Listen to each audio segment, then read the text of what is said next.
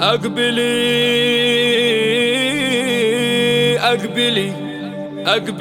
في ليلة فارقة بين الليال،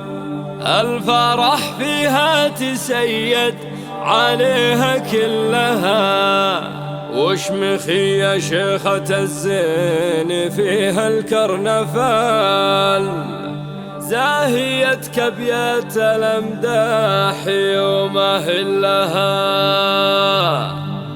زاهيتك بيت الأمداح يوم أهلها. فقط على استوديو أمان الخليل لطلب زفات الشيلان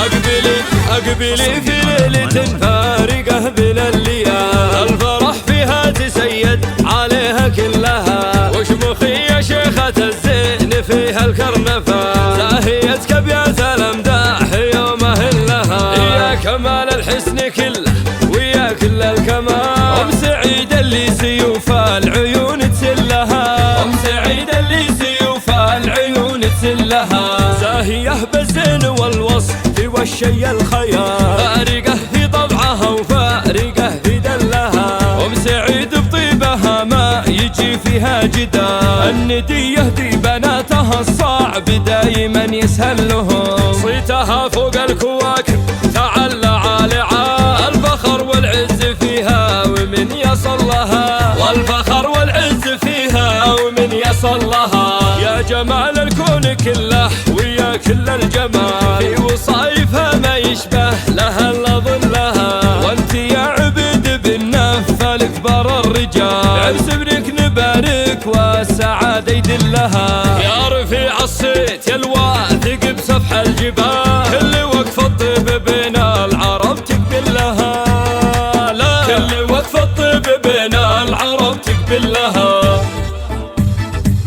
الله يوفقك وانت لك سوق الجزال، ارتفع وعلوم الانذال ما تنزل لها، واخوانها الحرين وقفاتهم تهز الجبال، العبيد ذايعين الصيت وشيوخ لها، وعزوتك اهل المواقف مداغب شلعيا،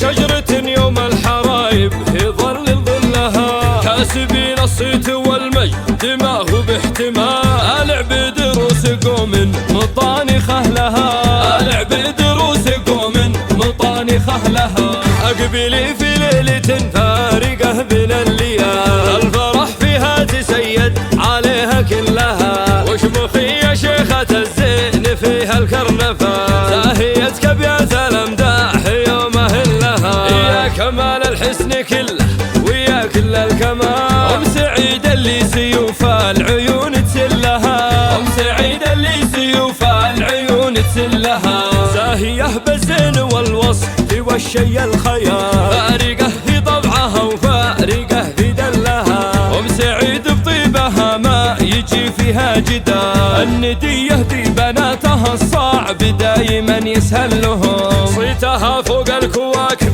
تعلى عالعا، الفخر والعز فيها ومن يصل لها، والفخر والعز فيها ومن يصل لها، يا جمال الكون كله ويا كل الجمال، في وصايفها ما يشبه لها الا ظلها، وانت يا عبد بالنفل كبر الرجال، عرس ابنك نبارك والسعادة يدلها، يا رفيع الصيت يا الواثق بسفح الجبال، كل وقف الطيب بين العرب تقبل لها، لا كل وقف الطيب بين العرب تقبل لها،